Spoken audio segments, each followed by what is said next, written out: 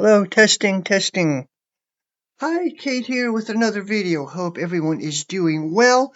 I've been slacking off a bit from last time when I made my last video. Been putting it off, had a bit of a mental block. Okay, I'm back making videos. I'm hoping to make this one shorter. See if I can keep it to a half hour or so. I don't know if that's going to work. This video will be on George Galloway. So last couple of weeks, a lot's been happening.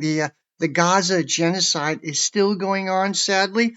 Also, in this video, I'm going to be referring to my notes. I'm not going to do a lot of editing. I just want to get the damn video out. So, guys, the last few weeks, a lot's been going on. The genocide is still continuing. The official tolls, usually most people say around 40,000, 41,000. The official death toll is at 33,000. Believe there are another 8,000 people in the rubble. However, it's been frozen at 40,000 or so the last few months. Ralph Nader has an interesting article out. He thinks the real death toll is about 200,000. For various reasons, the various factions involved of interest in lowballing it. I mean, it was 40,000 or 33,000 like 4 months ago, 3 months ago. It has to be at least 100,000 now. It's horrific. My hunch will be well over a million, but I don't really know. It's hard to keep track. The people who keep track in Gaza are dead. So it's very, and we've seen tragedy, atrocity after atrocity after atrocity recently. How, like something like 200 people were killed, were dug up. The bodies of 200 people near, I believe, Al Shifa Hospital were dug up. They were hospital people, patients, doctors, medical crew. They had their hospital clothing on. They were killed. 20 people were buried alive. Beyond horrific. There are cases where people were run over with tanks. 6-year-old girl, Hind, I believe her name was. 6-year-old girl was trapped in a car. Her parents were killed. A tank was coming towards her. She had enough presence of mind to radio and call for help. She called for help, like, I'm stuck in my car, my parents are dead, and I need help. The IDF used her as a decoy. When people came to help her, they killed everyone. There was the at least two flower massacres. One in South Gaza, everyone who could keep order has been eliminated. Like there are no police, no security, so there's a food truck and a mob of people with food, and these are starving people. A mob of people came towards it. IDF opened fire, killed at least 100 people. This happened twice. It's beyond horrific. There are horror stories after horror stories after horror stories, and the U.S. is simply allowing this to happen. Almost no one is doing anything to stop this, except the Iran, the Houthis, a few other people. Tragedy after tragedy, atrocity after atrocity. That's going on and on and on. So several events in recent weeks. I believe it was 2 months ago. There's this organization called UNRWA, UN. I forget what it stands for. It's UN Main International Relief for Gaza, the UN organization, the international lifeline for the people of Gaza who are near starvation levels. So Israel has long hated UNRWA. This goes back years. Israel has hated UNRWA because they can't control it.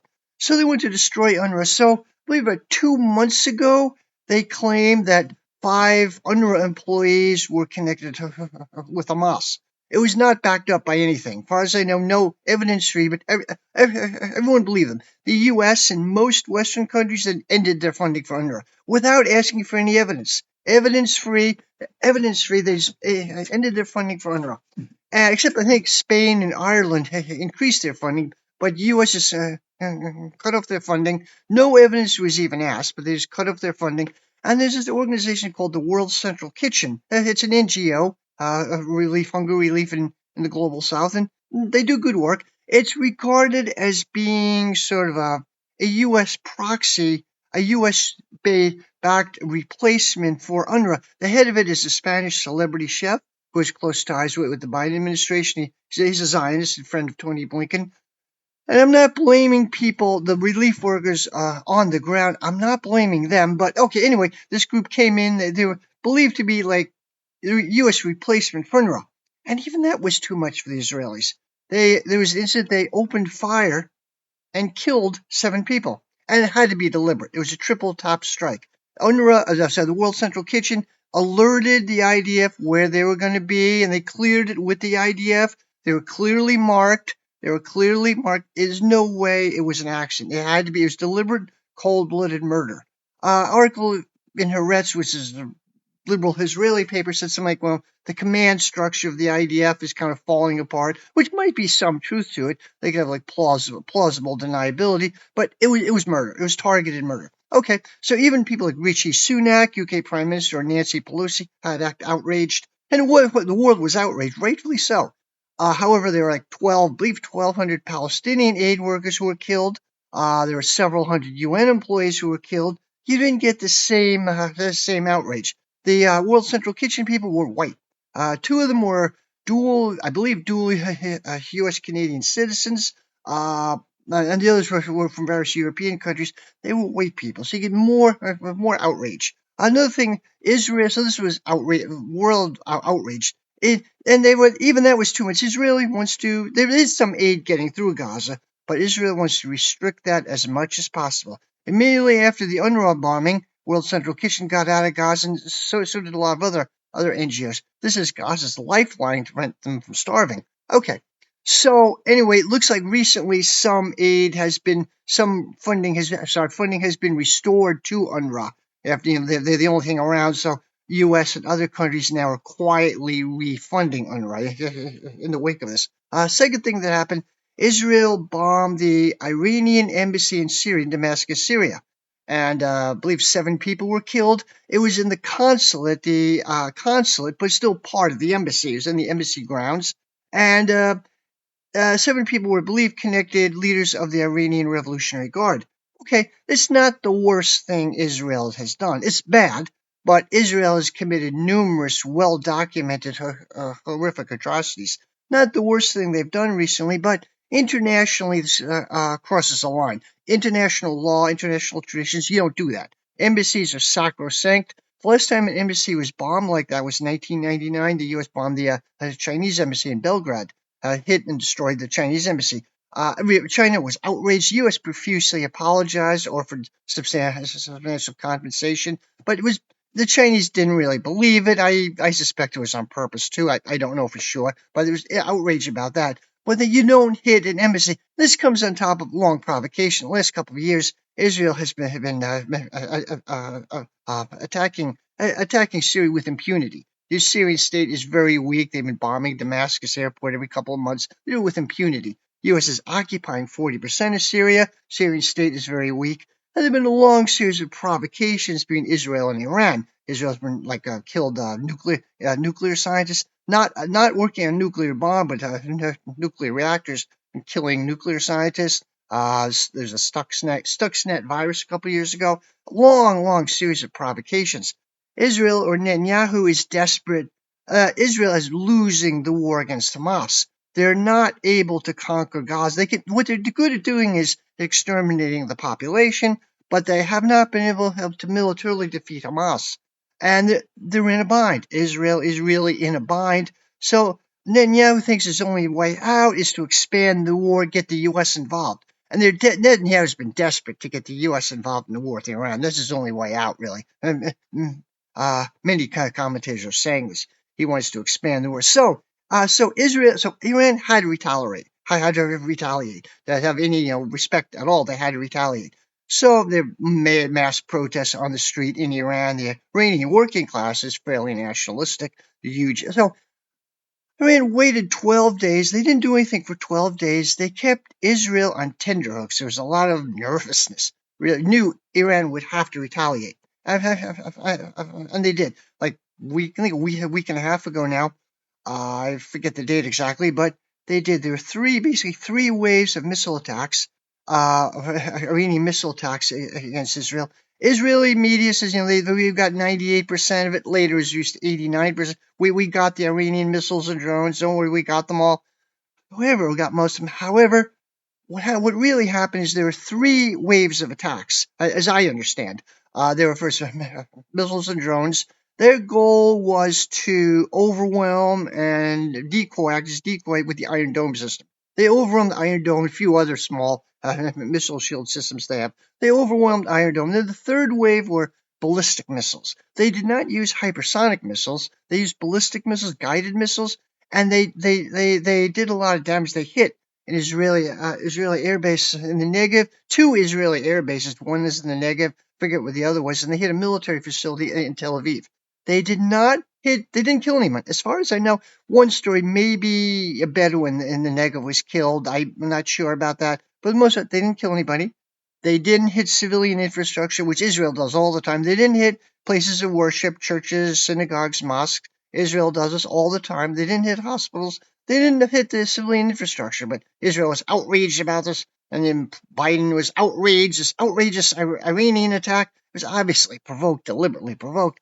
Obviously, so Israel then had a weak counterattack, launched a few missiles and drones. They didn't do any damage. Pepe, the Brazilian journalist Pepe Escobar, he's an interesting character. He's a well-known figure in indie media circles. Interesting character. He writes a lot about globalization, about multipolar world. He writes he's fun to read. He's a lot of fun to read. Anyway, he recently said that he has inside sources from a couple of places in Asia, several Asian countries, that the Israeli counterattack, what really was supposed to be was an EMP attack, and nuclear bomb. F-15 carrying a nuclear bomb was supposed to launch an EMP attack, electromagnetic pulse attack, which would destroy the Iranian electrical grid. That was kind of supposed to happen, but the Russians shot it down or evaded it, pushed that. The Russians foiled it. I have no idea if this is true or not. He makes a good case. Scott Ritter, who has a background in this, said it's nonsense. Scott Ritter, I respect Pepe Escobar and everything, but his story doesn't add up. I haven't delved into it. It's been making waves on indie media. I don't know if the story is true or not. So that's been going on. The exciting thing for the last couple of weeks, I believe 3 weeks ago, there's student encampments all across the U.S. It's sort of Columbia University in New York. It's spread to some like 40 colleges and universities across the U.S. Really exciting. There were campus protests all along. There's a big protest at Harvard. Donor Bill Ackerman got mega Zionist mega donor got really upset, and the president of Harvard and I think Princeton, I'm not sure, had to testify before Congress. They were cringing. You know, anti-Zionism is not anti-Semitism, but there's this wave of anti-Semitism throughout our colleges and how horrible it is, and these college presidents had to like cringe. Well, where they didn't defend their students' right to protest. They're utterly cringy. They're dependent on these donors. So Bill Ackerman's the donors were putting pressure on these colleges to crack down. So anyway, but Columbia, I believe it was 3 weeks ago, 2 or 3 weeks ago now, they started a protest encampment. And the university president, who's actually Egyptian Muslim, came from a very wealthy Egyptian family. I forget her name offhand. Her Nasser, nationalist leader of Egypt, confiscated her father's property. She came from a landowning family, confiscated her property. Anyway, she worked her way up the global elite. She's extremely well connected. You can look her up on Wikipedia, and she cracked down. She's, happy to negotiate. The demands of the protesters, by the way, are divestment.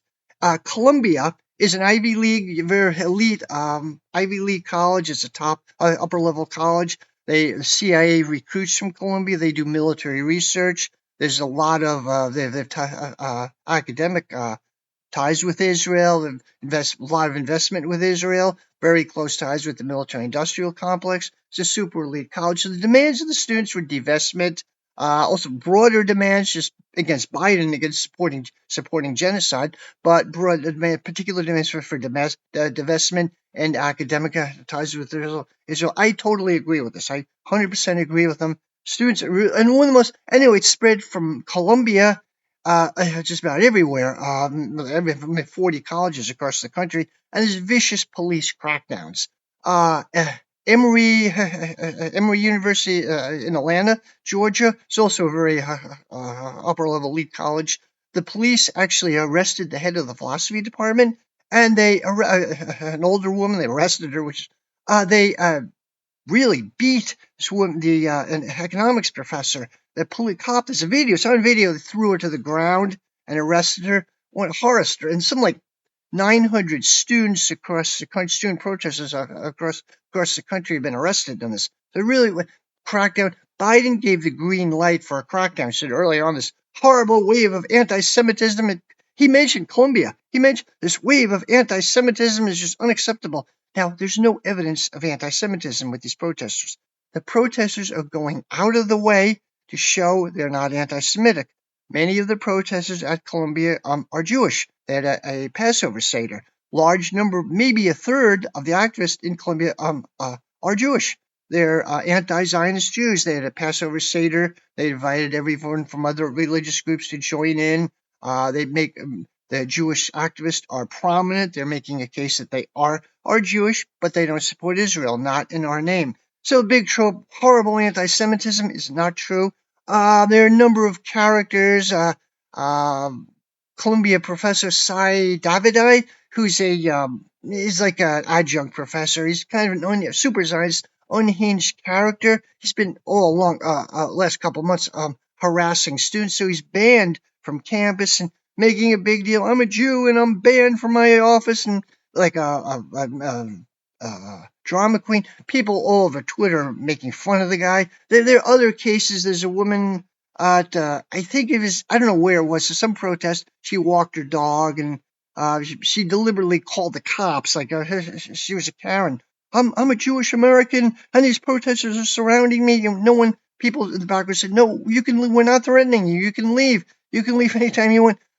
There's an actor, Blakely, New York comedian. Really, she makes fun of the Zionists. Really, her work is really hysterical. It's worth watching. Anyways, so student protests are the most exciting thing to happen in a long time. I don't know what's going to happen. Schools get out in most U.S. most universities. Get out in May in a couple of weeks. I think there's a need to move protest encampments to connect with working class communities, of course, move them off campus, like Occupy. This way in New Orleans has a protest camp right now. NOLA, New Orleans, has a Occupy style protest camp. I like to see the spread. It needs to become I think, a broader anti-war movement against Zionism. What's happening in Israel also broaden out the movement. There's evidence this is starting to happen. So anyway, Twitter is a great place to follow it. So in this video, anyway, I want to talk about George Galloway. George Galloway is a British left Labour. He was kicked out of the Labour Party, but a left Labourite politician on March 1st or February 29th. He won his long tradition of anti-war activist, fiery anti-imperialist, anti-war activist. He's an interesting character, a bit eccentric, but an amazing character. He won what's called a by-election in Rochdale. March 1st, February 29th, March 1st in Rochdale. Rochdale is a city, or it's a far suburb of Manchester, England. I've been there. Don't know it really well, but I've been there. Manchester, of course, was a center of the Industrial Revolution, 19th century. Late 70s, an IRA bomb destroyed much of the city center. It's been rebuilt. Manchester now is something like a high-tech hub. There's a gay village there. I've been there. The surrounding areas, I understand, is working class, hard scrabble, a lot of poverty, chronic unemployment. Rochdale is economically a very depressed area. 20% of the population are Asian, which in the UK means Pakistani, basically, right? And a large Muslim population. A lot of resentment about what's happening in Gaza. George Galloway's election was seen as a referendum on Gaza, basically, which sent shockwaves. So some things about it was a by-election. I'm going to look at my notes here. You'll have to excuse me. I will look at my notes. I usually like to edit this out, but I'm not. Let me see here. Election. Okay, so there were several. It was a unique election. The Labour Party put up. Usually, it's a safe Labour constituency. The Labour candidate was Azhar Ali. He was not supported by the Labour Party. He made two remarks which were regarded as anti-Semitic. I don't know if they were or not. One remark, he said that at some meeting, he speculated whether the Israeli authorities knew about the Hamas attack and allowed it to happen to give them an excuse to do what they're doing. Now, I didn't see this as anti-Semitic. It's a common idea all over indie media. It's all over Twitter. anti-Zionist Twitter. It's a common idea just everywhere. Brian Berletic has this theory. I don't know if it's true or not, but it's a very common idea. I don't see this as anti-Semitic. He also had a remark that Jewish circles in the media are pushing a pro-Zionist agenda. He could have been better at this. Yes, he should have said pro-Zionist circles. Would have been a better way to put it. Anyway, they judged him as anti-Semitic. In British politics right now, any criticism of Israel is anti-Semitic, and they police any anti-Israeli sentiment. They're heavily policed. So the Labour Party withdrew their support for him. They didn't get their paperwork in time to withdraw his candidacy. So he was their candidate, but they did not support him. Okay. Secondly, there were other candidates. There was the Reform Party, which is Nigel Farage's party, anti-immigrant, kind of a right-wing party. Simon Danjak was a candidate. Simon Danjak, and think about 10 years ago, was a scandal where he sent an inappropriate email to a 17-year-old girl. There was a big scandal about that. And he says a pretty far right-wing views, not a great guy. The Green Party put up someone who is Islamophobic. He wrote in his blog that Islam is not not not in line with 21st century civilization. So something weird like that. So that didn't go over well. The Conservatives, the Tories, put up someone, I'm not sure who, but didn't go over too well. Anyway, George Galloway won. It was a low 40% the turnout, but he won Galloway 40% of that. And it sent shockwaves throughout. It was seen, I think correctly, largely as a referendum on Gaza. Galloway's long reputation as a pro-Palestinian, anti-war, pro-Palestinian, anti-imperialist politician. Richie Sunak, the Prime Minister of England, he had a special speech for this. He had a meltdown. He thought this was appalling. It was a very disturbing development in Rochdale. Very disturbing development. And he mentioned how, our British way of life is at stake. These protesters, these gangs are breaking into town meetings and breaking up meetings, and they're just destroying our whole British democracy, our British way of life. And he hinted the need for a crackdown. As far as I know, he didn't say anything specific, but he hinted at the need for a crackdown. This was sinister, very sinister sounding. It was fun watching him have a meltdown. So someone asked George Galloway at the election ceremony. He was with his supporters, and a reporter asked him, you're not really in the mainstream. The Prime Minister maybe thinks you don't respect him. And Galloway says something like, I don't respect the Prime Minister. I despise the Prime Minister. People applauded. There was a laugh, and people applauded. I despise Richie. I despise that. I know I'm not in the mainstream. I freaking hate the mainstream. That was a really great thing to say. He's made some good moves since then. He invited Max Blumenthal, Aaron Matejka from the Grey Zone, Independent Journalist, Katie Halper to testify before Parliament. They're anti-Zionist Jews, American anti-Zionist Jews. Very good move. The trope that criticism of Israel is anti-Semitism is nonsense. It's important to fight against this. And Galloway he's making some good moves. He's recently talking about running 100, his party running 100 candidates across Britain. He may be able to build a movement. I have some criticisms of Galloway. He has been a loose cannon. He's a bit out there. He has been a bit eccentric. I have criticisms about him, but overall, I think this is a very positive development. So I'm going to talk a little bit about his career, his history, things like that. Okay, Galloway was born in Scotland, Dundee, Scotland, 1954, I believe. Dundee is the fourth largest city in Scotland. Galloway is a part Irish. His mother's family was from Ireland. Galloway says he was born in an attic in a slum in the Irish quarter of Dundee, what they call Tipperary, after the Irish city of Tipperary. And kind of his working class family. His father was an electrical engineer, later became a school teacher. His mother was a factory worker. He was brought up Catholic.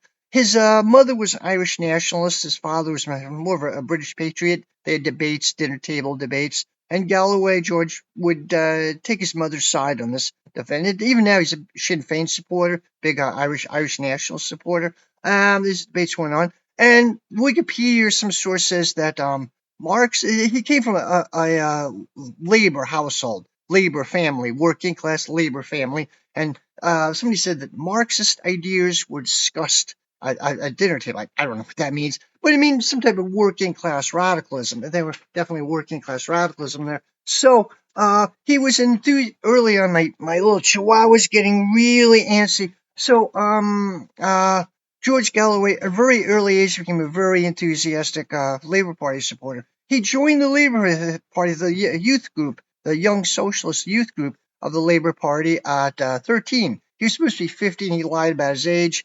Later on, when he was 21, I believe, he was the junior head or second vice chair, vice chair of the Dundee Labour Party, the local Labour Party. When he was 27, he was the head of the Scottish Labour Party, the youngest ever leader of the Scottish Labour Party. Labour Party in Scotland now is pretty much gone as far as I know. It's been corrupt and not. The Scottish SNP has largely taken its place, as far as I understand. But it did, Scotland does have a very strong working class tradition, a very militant working class tradition. George Galloway was part of this. He grew up in this. He grew up in this milieu. Okay, he was associated with a charity. I'm sorry, I gotta refer to my notes here, and I don't really want to do a lot of editing. He was associated with a charity called, or an NGO called War on Want. War on Want group was like a left-wing NGO. Most of these NGOs aren't, but War on Want. I mean, you can look at their website. It was a more the structural basis of poverty in the global south against global elites. It's really an anti-capitalist charity NGO. Well, not really charity, but anti-capitalist NGO. He was leader of this and associated with this. He ran this for a while. Believe that was from 1983 to 1987. Left this NGO. He went to Eritrea. There was famine in Eritrea that time. He went there. He did work, and he was appalled. He said a lot about conditions there. He also so from 1986, he ran for Parliament. He was an MP for two districts in Glasgow, Scotland, from 1987 to 2005. Two different districts. Now, Scotland, I've been to Scotland. I don't know it super well. People there are the nicest people in the world. Really wonderful people. I have some Scottish ancestry in me. Nice, super nice people. Lowlands, Scottish lowlands, I had trouble understanding them. Nicest people in the world. Frankly, I couldn't understand a word they said. The English in the Highlands, oddly, is much more clear. Anyway, Edinburgh and Glasgow, two biggest cities, have had a rivalry. Edinburgh is more middle class, staid, laid back. Glasgow is a very rowdy, working class city. And in fact, there's a joke that Edinburgh is a city in England. A Scottish friend of mine used to joke about my chihuahuas lose, uh, losing it over here. So anyway, like in Scotland, to say you're middle class is like a slur. Like a friend of mine used to say, Edinburgh is middle class. Like, ooh, worst thing you could say. Anyway, it was kind of some joking banter. Anyway, George Galloway was MP, two different districts in Glasgow from 1987 to 2005. Some of the background of all this. This is during the Thatcher era. Margaret Thatcher was a Prime Minister of England from 1979 to 1980, 11 years, the longest serving British Prime Minister ever. She presided over huge changes, neoliberalism, big attack on the working class, attack on the coal miners, huge coal miners strike, huge attacks on the working class, huge restructuring. She's widely heeded by the working class. Okay, this was some of the background, some of the stuff going on when George Galloway was starting his political career, the Thatcher era. Okay, so George Galloway is most definitely not a Trotskyist, but his political careers kind of intersected parts of the British Trotskyist movement. There's some interesting ways. There's a group organization called Militant Tendency. They were kind of a faction. The early British Trotskyist movement was very chaotic. So Militant Tendency, led by Ted Grant, originally a Peter Taft leader, they became the Socialist Party, which is still around today. Their international is the CWI, Committee for Workers International. I was a member for 10 years, and so I left in 2018. So I'm familiar with some of this history. They ran that for a while. That militant tendency, they had entryism into the Labour Party, like entryism. They were Trotskyist groups with interest. They ran the Liverpool City Council and they fought back. Like Thatcher was enacting these austerities, and local Labour parties were going along with it. The National Labour Party was totally going along. Well, we can't fight back now. It's not going to be. We can't fight back. So actually, Liverpool City Council did fight back, and there was a big fight going over for a year. They were eventually fired. A couple of these people were arrested, but they led a big working class fight back against Thatcher. You could critique some of this, and some ways maybe they should have even been more aggressive. I don't know, but anyway, so all this was going on in the background. So George Galloway, when he was MP from Scotland, member of Parliament, he was anti-Trotskyist. He didn't like Trotskyist. He thought it was bad. He favored the CPGB, Communist Party of Great Britain. I don't think he was a member, but he wanted them to do entryism into the Labour Party. I think it may have been more over foreign policy, like the militant tendency supported Britain and supported Thatcher in the Falkland Islands War. I would have been against it, and I think also they militant tendency, most Trotskyists. My chihuahua's going crazy here. Anyway, um, they actually opposed the Soviet invasion of Afghanistan in 1979. I would have supported. I think by now it might be for anyway. George Galloway didn't like Trotskyites, but he opposed militant tendency being kicked out of labor. He did defend them. He didn't play a big role, as I know he didn't play a big role in that, but he did. And some Trotskyist critiques of George Galloway, he like supported states. He was very sympathetic towards what they call the the actually existing socialist or deformed worker states or whatever you want to call it of Eastern Europe. He was pretty sympathetic, more like a Stalinist in some ways, soft Stalin. I don't think he read a lot of political theory. I don't think he was really into political theory. But okay, anyway, some of the stuff that was going on. He went to associate with his charity earlier. I think believe it was 1977. He went to Lebanon. This was during the Lebanese Civil War, and he was horrified by what was happening, and he became very pro-Arab and pro-Palestinian. There was a pub in Dundee. When he came back, he said, I solemnly swear to defend the Palestinian cause. And I think he's very sincere. This was a big part of his political career, very pro-Palestinian.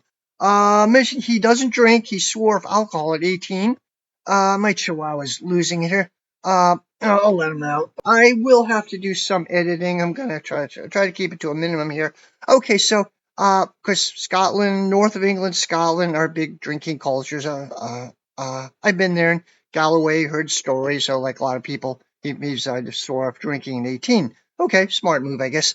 Okay, so where was I? Yeah, kind of forgot what I was talking about here, but so anyway, oh yeah, so yeah, he in a pub in Dundee made a solemn oath to support the Palestinian cause, and it's been a big part of his career. He was also when he was part of a group which raised the Palestinian flag above the Dundee town hall, and the labor leaders were really upset, not too happy with this. But it was really a great move. Raised the Palestinian part of the group that raised the Palestinian flag. This was like back in the 1980s, or late 70s, early 1980s.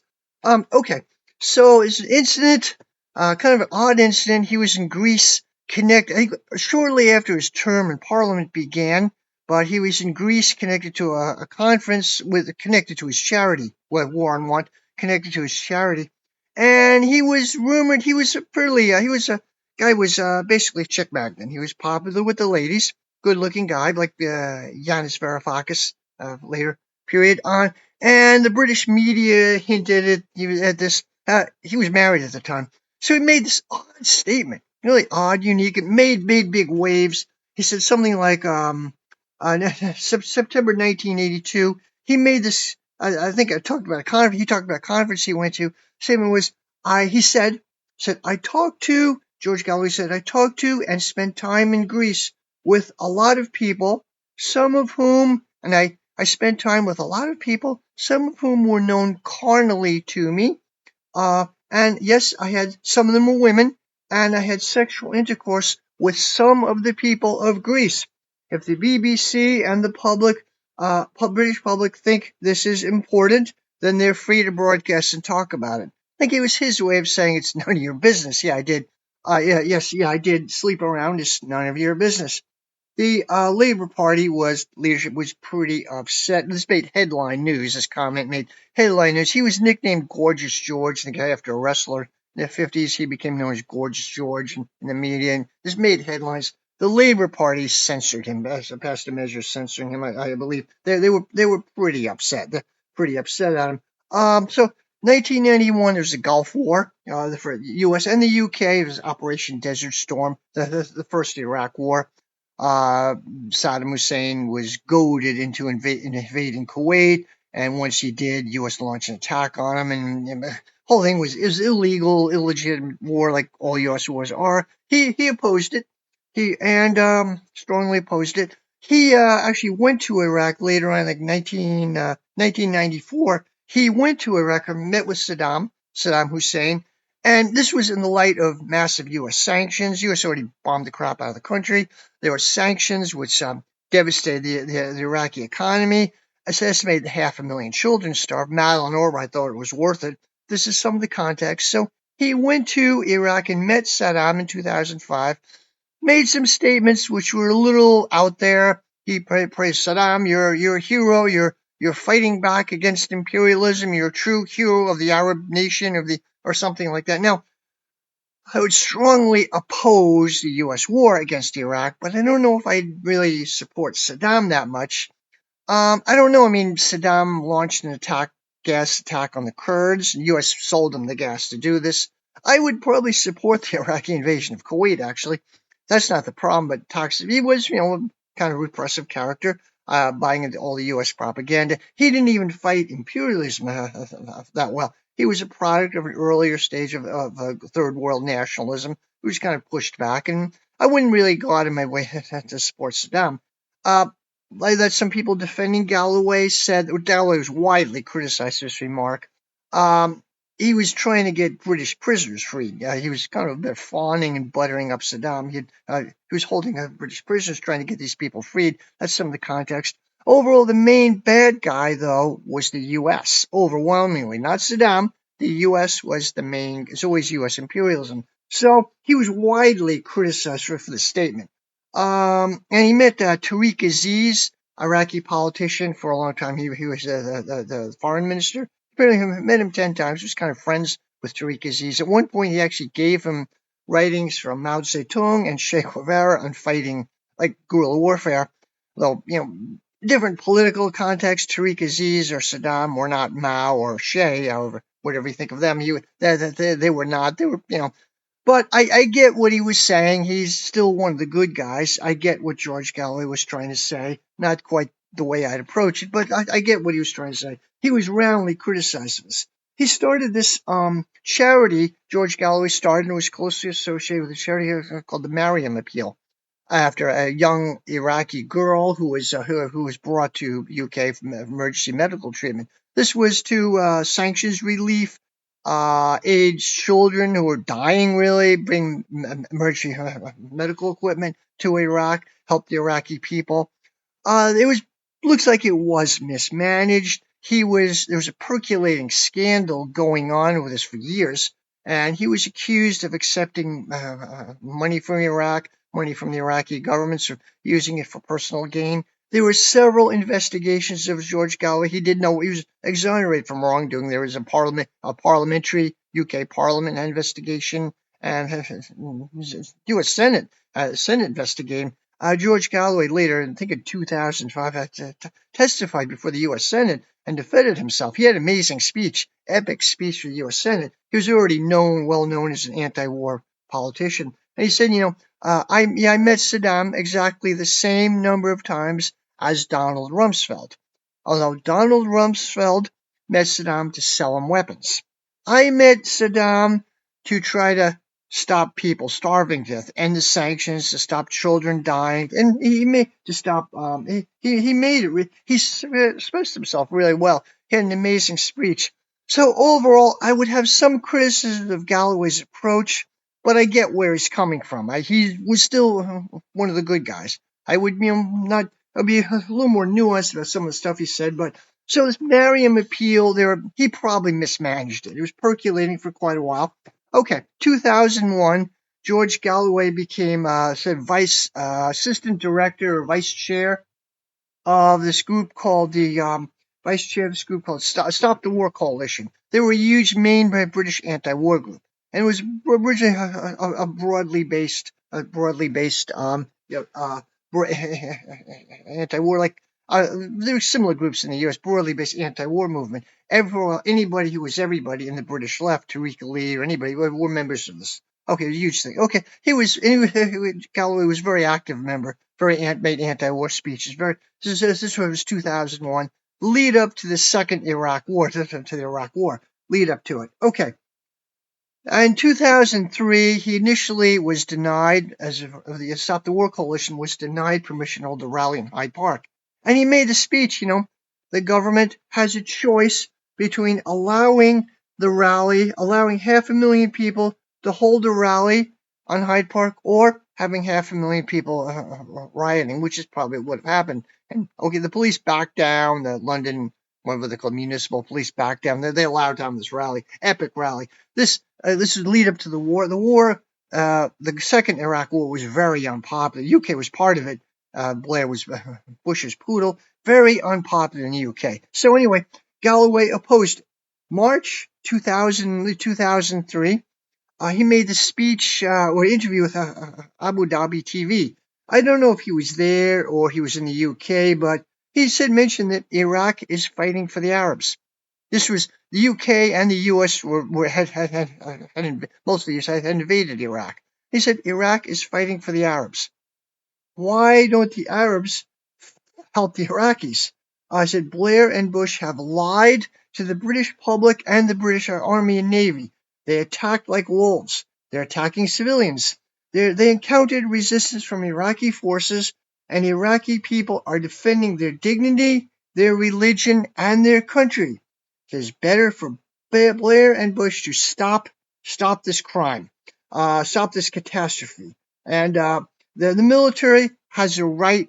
The British military has a right to disobey illegal orders. Whoa, that was a dramatic statement.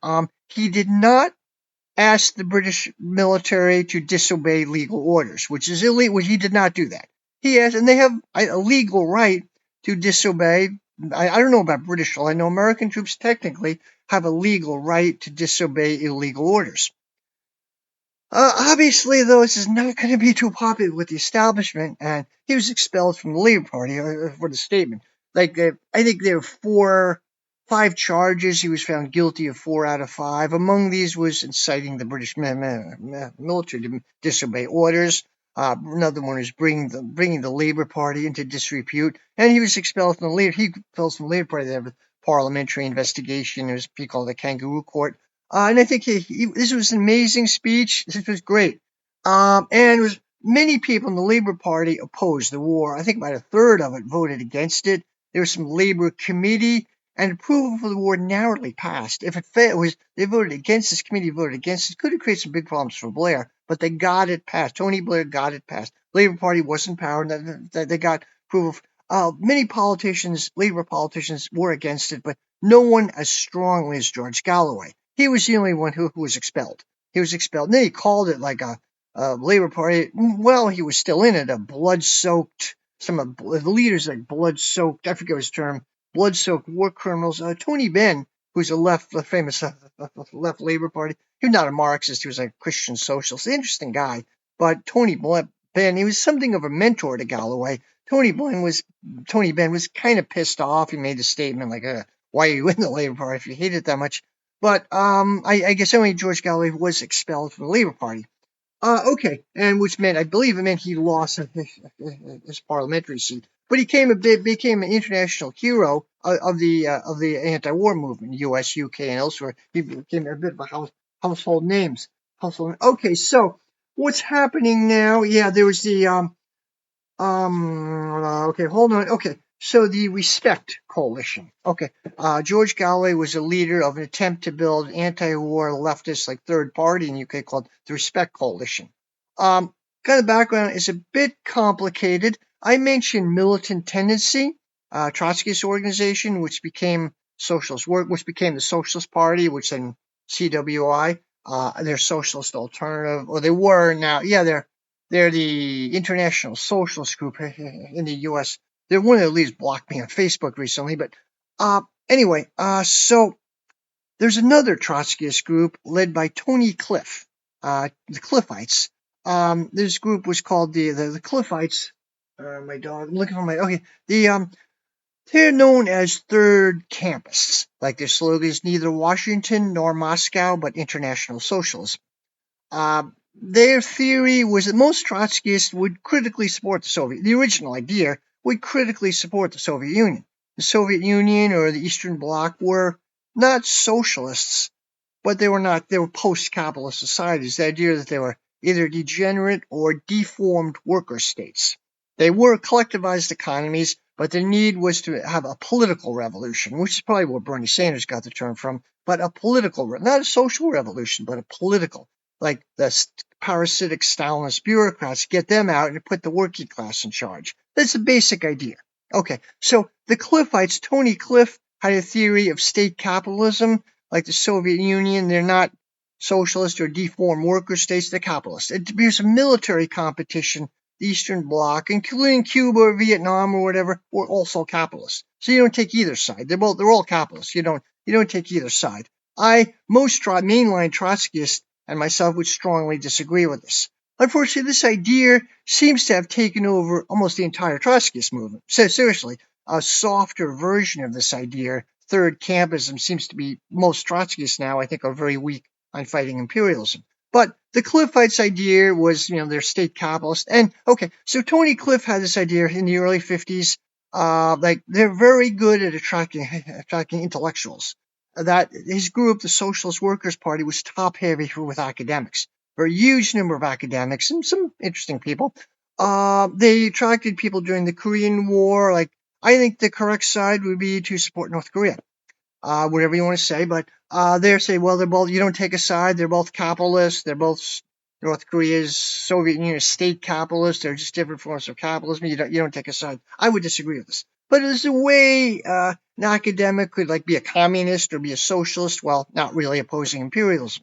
Anyway, so okay, that's the basic tradition. Okay, so Tony Cliff, he originally did entryism into the British syndicalist movement. Strange as that sounds, like syndicalists are like a not really Marxist, but kind of direct rule by trade unions. And he was part of the syndicalist movement. Then in 1979, he thought that class struggle is heating up and it's time to go back to a traditional Leninist party. So he split with the syndicalists. Many of them were really very angry at him. He formed the Socialist Workers' Party, the SWP. Not to be confused, a U.S. organization with the same name, not the same thing, not to be confused. So the British UK SWP were Cliffites. Now, a thing about them, their philosophy, they're splitists. That is, they do it at a local level or a national level. Tony Cliff has talked about this. He wrote about this. Their political technique would be to join a group and force a split. Like, say, an anti-war group, either national or local anti-war group, join it, force a split between the liberal elements and the more radical elements, and hopefully recruit the more radical elements. They would often take over groups. They would hijack demos. Very common. They would join the demonstration. They wouldn't organize it, but someone else organized it. They would be invited to join. And they'd take it over. They'd hijack it. They'd just take it over from the leadership. They would do this or take over campaigns, hijack campaigns. They would do this many times. They came to be intensely unpopular within the British left. But they were very good at recruiting. They had a very large organization. I don't know, a couple thousand, which isn't, the radical left anywhere in the US, UK is kind of small. It's bigger in the UK, but kind of small anywhere. So anyway, that's the background. Okay, so there was I mentioned a militant tendency, the Socialist Party, the CWI group I was in. They started in, I think it was early 90s, this project called Socialist Alliance, which was an attempt to create it was a front group, attempt to create like a leftist third party. The Labour Party was moving to the right. Okay, so they invited the SWP to join as well as some other groups. They showed, okay, it's supposed to be a broadly based socialist coalition of socialist groups. Okay, so the SWP I think late '90s, maybe 2001. I think this was. They passed a law. They flooded it, the Socialist Alliance Project. They flooded it with their members, and they passed a motion saying one member, one vote, which sounds democratic on the surface, but it's really not. One member, one vote meant they just take it over. The SWP took over this project and made a front group of themselves, their own front group, made into, and they're super sectarian move. So CWI left it. They wrecked they left it, and some other groups left it as well. So that's Rump Group. There were some local branches of the Socialist Alliance Project. CWI, which had started, had left. Okay, that's the background. Then the Gulf War started, and very unpopular. So I will have to look at my notes again here. Look at my notes. Okay, so took after the Gulf War around 2004, they SWP started their own coalition called the Respect Coalition. It was meant to be kind of a group. They reached out to other leftist groups. Not the CWI had no connection with it, but they reached out to Stop the War Coalition and George Galloway. He played a big role in this, as well as George Monbiot, who's a environmental journalist with the Guardian. He says some interesting stuff. George Monbiot on one hand, Selma Yaqub, who is a young Muslim activist. She was part of this and reached out. It was a kind of broadly based group. Basically, there was a George Galloway faction and the SWP faction. And the original idea, George Galloway was one of the front people of this, and sort of pretty hopeful. He ran for the European Parliament.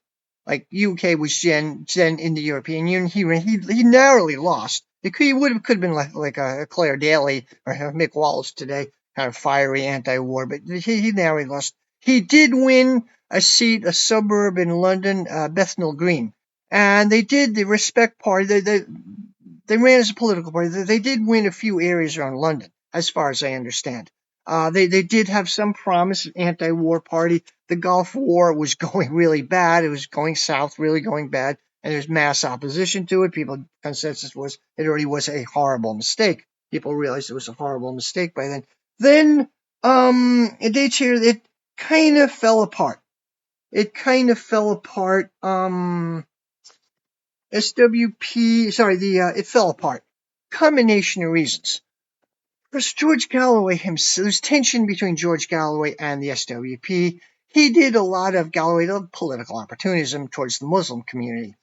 One candidate, a Muslim candidate from like a Muslim background, he ran against George Galloway. Basically accused him of not being a good Muslim.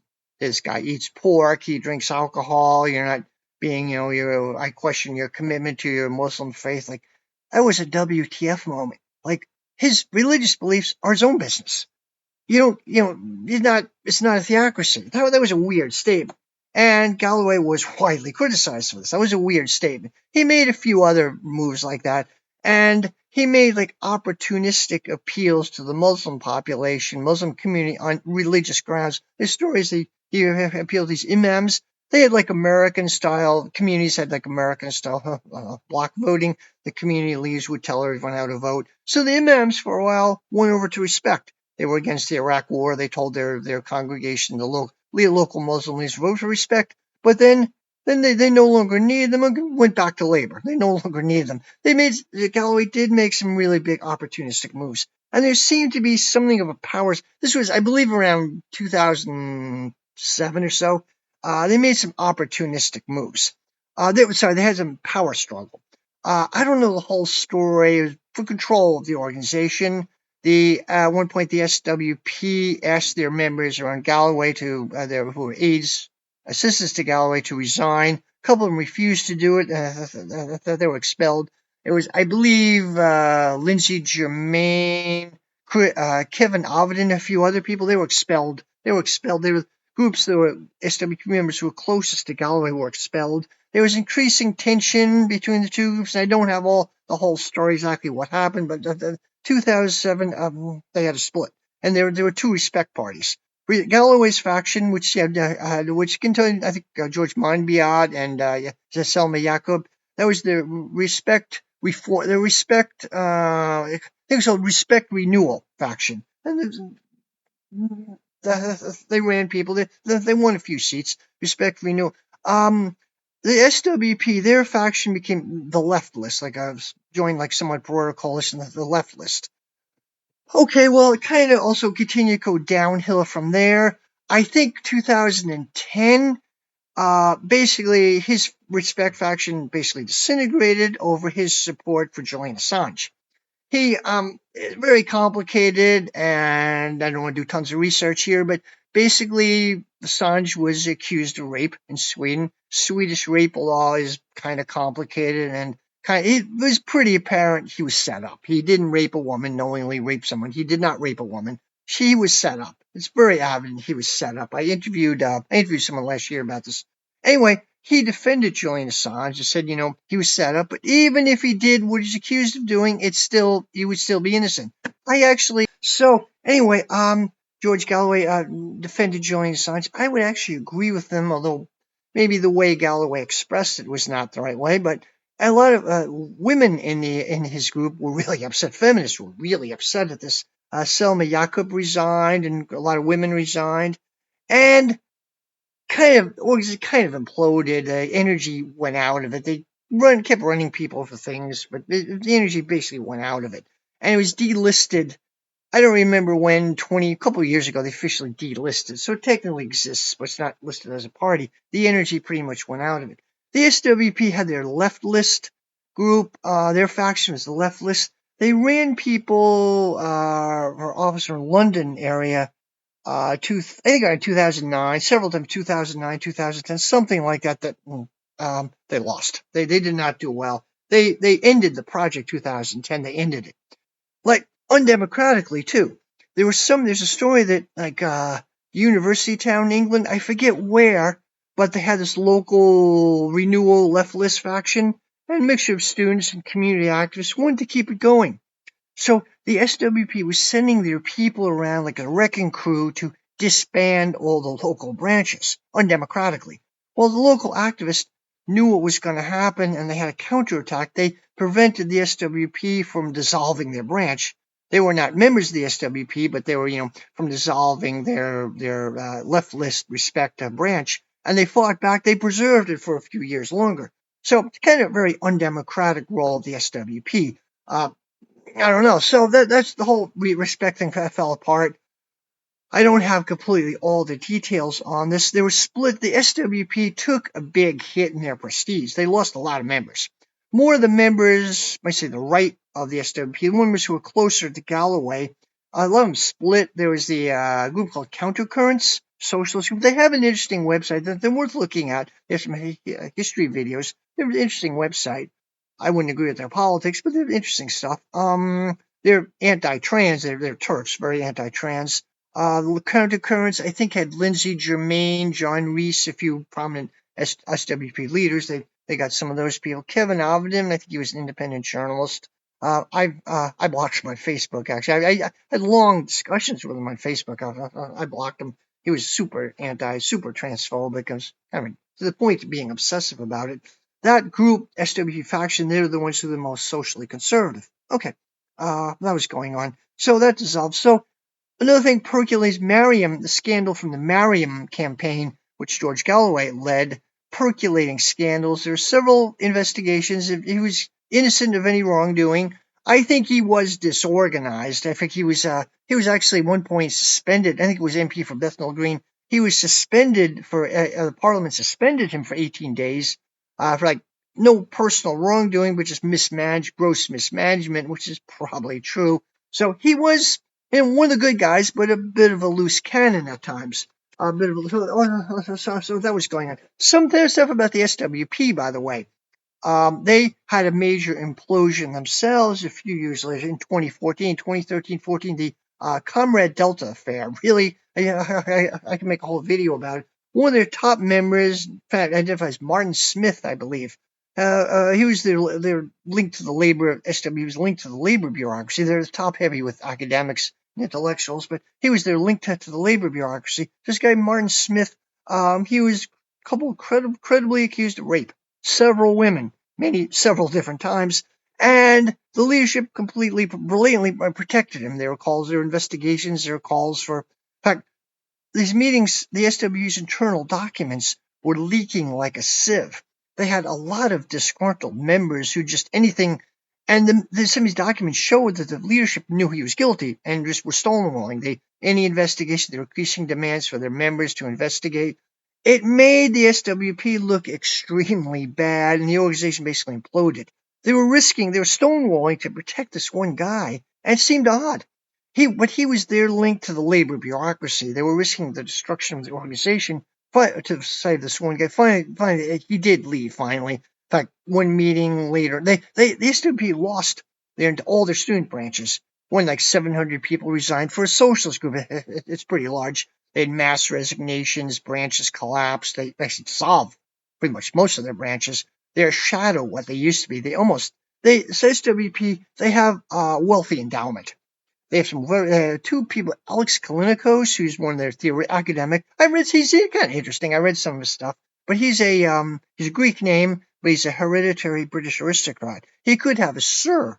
He's his knight, hereditary knighthood. He's Sir Alex. Could be Sir Alex, like a socialist organization having a Sir Alex in their leadership. And there's one other person who's also a hereditary knighthood. There's some pretty wealthy members, endowment. But so they're not going to disappear. But they lost their youth section. They lost just about everybody. It took enormous. They still exist, but they're shadow what they used to be. They're smaller shadow what they used to be. So anyway, they've had, I think, really bad politics. But the whole Comrade Delta affair, myself, many people on the Western left or English-speaking left were following this like shocked horror. The whole SWP was melting. There were jokes and memes about it. Okay, anyway, not to, discounting the horrors this woman went through. She was raped by him, Martin Smith, a couple of times. Finally, Martin Smith quietly resigned from the party, and the leadership was taking up a collection so he could work on a master's degree in social work. Like he was a full-timer, not going to be a full-time party member, and he's not going to be a full-timer. He's up to have a social worker, I guess. I don't know what he's doing now, but that was a whole shitstorm of a story. Two figures. Richard Seymour and China Mayville. Richard Seymour is a journalist. He was originally a grad student from Northern Ireland. He was an SWP member. He was famous as a blogger, Lenin's Tomb blog. I used to read it like from 2005 to 2010, more or less. Kind of interesting. I was briefly in the ISO in the U.S., which was a U.S. subsidiary of the SWP. They use the same techniques. Try to split up, break up anti-war groups. Same techniques. So this guy was an interesting guy. He had some interesting stuff. He was a grad. He claimed to be gay, although originally, but he had no interest in LGBT politics. He had no interest in. He was from Northern Ireland. He had no interest in Irish politics either. But he did write some interesting observations on his tomb. And he was not even active. He was in the party. He was not an active party member. He said his active branch life ended in 2003.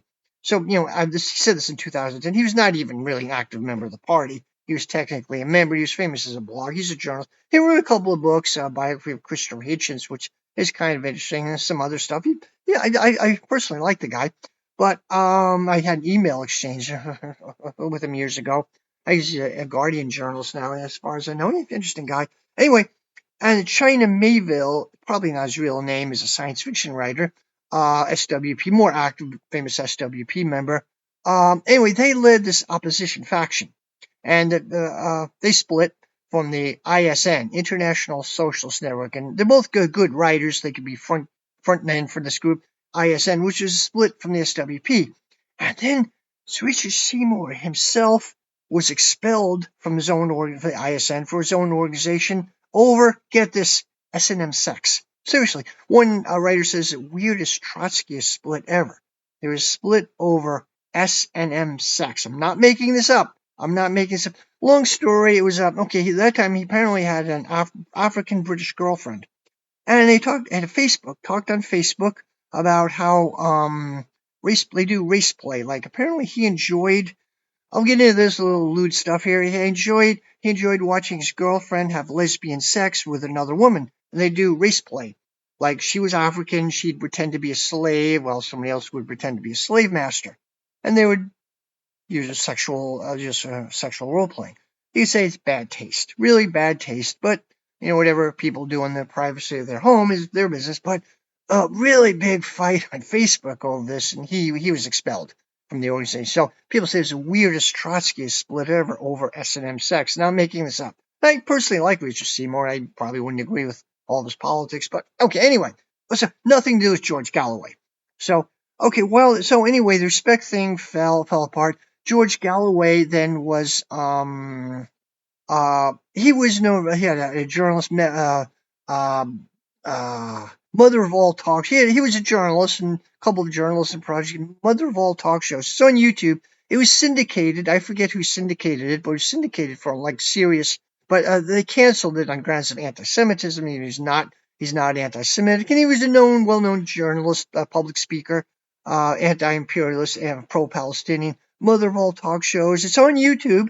I'm surprised YouTube was rampant YouTube censorship. I'm surprised that they haven't canceled it, but he's got known for Mother of All Talk shows. Call-in show. You can call in and talk. I listen to it sometimes. I haven't, and he is socially conservative. He's anti-imperialist, kind of a socialist, anti-imperialist. Socially, he admitted, I think 2007, he opposes abortion. He's kind of grumpy about LGBT rights. He's not homophobic, and he's defended a gay man, but he's kind of grumpy. He's said this many times. He's socially conservative. He also converted to Islam. He admitted, I think, in 2010 that a few years early, and I believe in 2004 at a private ceremony, he converted to Islam. He married married 4 different times. First wife, Elaine, they got divorced. Married several other women in a Muslim ceremony. A recent wife, and I forget her name. She's a Dutch Indonesian anthropologist. They met at some conference or something. I forget her name actually. But anyway, so I believe in 2019, George Galloway founded this group, the Workers' Party of Britain. And people thought he may be spending more time. People wondered how serious he was about it. He seemed to be spending more time on his journalism endeavors. I forgot to mention, I think it was 2012, he was physically assaulted by a Zionist in Notting Hill area of London. He was beaten up by a young convert to Judaism who beat him up, and he had scars. That's why he wears his trademark fedora. He's badly beaten up. So anyway, so he founded this group called Workers' Party of Britain, I believe in 2019, and people debate how serious he was about it, but he ran Rochdale as their candidate. And they are like it's a socially conservative left. When he won Rochdale, somebody on Tiberius, a Twitter account, Twitter X, I prefer to call it Twitter account Tiberius, who's I don't know, I think a guy in the UK who's pro-Palestinian, has some really good stuff. So Tiberius thought could be a possibility of an alliance, like with Jeremy Corbyn, like the woke left with the socially conservative. I think he had a point there. Although there are people who dispute whether George Galloway is on the left. I think he definitely is, but he's definitely socially conservative in so many ways. Jeremy Lee and Galloway reached out to Jeremy Corbyn. They've known each other for years. They've known each other for years, of course. Galloway reached out to him saying, "We can build something together, but if you don't, we'll do it on our own. It'll be a little more difficult, but we can do it on our own." Suspectively said something like that. And there's a tradition in the British Parliament, and somebody starts their new term, someone else accompanies them in. And Corbyn was expected to do that, but he claimed he's an MP, but he claimed he had a previous commitment, so he didn't do it. Effectively, a Tory, certainly the Conservative Party, accompanying Galloway in for his beginning of his term. So it looks like Corbyn is kind of spurning him. Corbyn himself is starting some project for a leftist party. I don't know. It could have been a lot if Corbyn is like a extremely weak figure, really, really weak figure. So anyway, I think now. By the way, the Workers' Party of Britain, their slogan, I forget the slogan, is something like end to warfare, end to support free Palestine, end to imperialism and gargantuan military spending, and a man is a man and a woman is a woman, like they're anti-transgender, and I wouldn't accept that, but Chris Williamson, who was read one time close to Jeremy Corbyn, left Labour right and was thrown under the bus by Jeremy Corbyn. Joined this group, joined the Workers' Party of Britain. Richard Medhurst apparently has. Well, somebody, I don't know this for sure. Somebody called Richard Medhurst, who is a YouTuber, anti-imperialist YouTuber. He's joined it. The Communist Party of Britain. Now I'm going to talk about the CPGB. There are a couple of communist parties. The original Communist Party of Britain started in the 20s. They collapsed by the late 1970s, 80s. They imploded due to Euro communism and like postmodernist philosophy. Nikos Palantzis, Greek theorist. He had a very damaging role on the left. Basically, the idea that the working class is no longer a vehicle of struggle, a whole series of reasons why, and move towards identity politics and communities. Like, the way forward is through struggles of minority communities, no longer the working class. So the upshot of it is the Communist Party of Britain collapsed. They dissolved themselves effectively.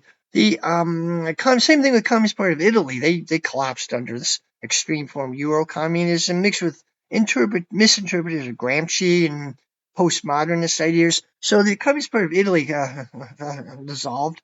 The Communist Party of France resisted it. They maintained. Greece, the Communist Party of Greece had a split, and Syriza came out of it. They kind of they played a disastrous role. The Communist Party of Britain fell apart. So there were some regroupments, some small groupsicles. People tried to rebuild it. So the famous group, there's a CPGB, I think it's PCC, Provisional Organizing Committee, something like that. That's the famous CPGB. They're a group of intellectuals around London, led by Mike McNair. And they were associated with the Kautsky revival about 10, 15 years ago, Neo-Kauts, more of a reappraisal of Karl Kautsky, who played a weird role, but Norwegian. I talked about this earlier video with Lars Lee and had a more favorable view of Kautsky. Okay, they're the Neo-Kauts. The CPGB, PCC, they don't want to build a vanguard party. What they see themselves as doing is providing intellectual leadership to the British left. And they do have some interesting stuff. They host a radical anthropology group. I've been to some of their meetings via Zoom, not in person, via Zoom. They have some interesting stuff. They recently, I haven't followed them super closely, and I can't say I know a lot about them. One of their writers was accused of using coded anti-Semitism, and they've kind of turfs, they're anti-transgender. They've gone in some recently years, some odd directions. I haven't followed them closely, nor do I know a lot about them. Another group is the CPGBML, led by Harpal Bra, who's an British Indian businessman. He's sponsored communist groups in British Commonwealth countries, as far as I know, Australia, Canada. But he's been associated with building up the CPGB-ML, Marxist, Leninist, more Stalinist, hardcore. Jodi Bra, his daughter, plays a big role in it. She's the theoretician. She's been on, Garland Nixon has interviewed her a couple times. She seems interesting. I don't know a lot about her. I haven't, I'm not going to delve into the nuts, but she talks about imperialism in this period of decadence. She is kind of interesting. Anyway, so the CPGB-ML, had some entryism into Galloway's Workers' Party of Britain. Jodi Bra was on their central committee for a time. They had some connection, and I think it was 2020, 2021. Apparently, they left. I don't know nobody knows what happened. They left. And the Workers' Party of Britain had the statement is, anyone who believes in our principles is welcome to join, but we're not a communist party and we don't seek to become a communist party. So I don't know what that means. I have no idea what that means. There's some sort of power struggle between probably the CPGBML and Galloway, some sort of repeat of what happened with Respect in a different way. I don't know. Having said that, though, I think Galloway is a loose cannon, and has been a loose cannon. He's been a little eccentric, but I'm glad he was elected. I think he can provide the basis for building some resistance to imperialism. He recently proposed they're going to run 100 people all over Britain. I don't know if the Rochdale election was unique or it can be repeated elsewhere. There's a lot of resistance to neoliberalism, to imperialism, a lot of pro-Palestinian sentiment. Zionism is big among the ruling classes, but not among the working classes. And so anyway, that's it. My dogs are really busy to go out. I'll have to do some light editing on this, and I'll talk to you later. Bye-bye.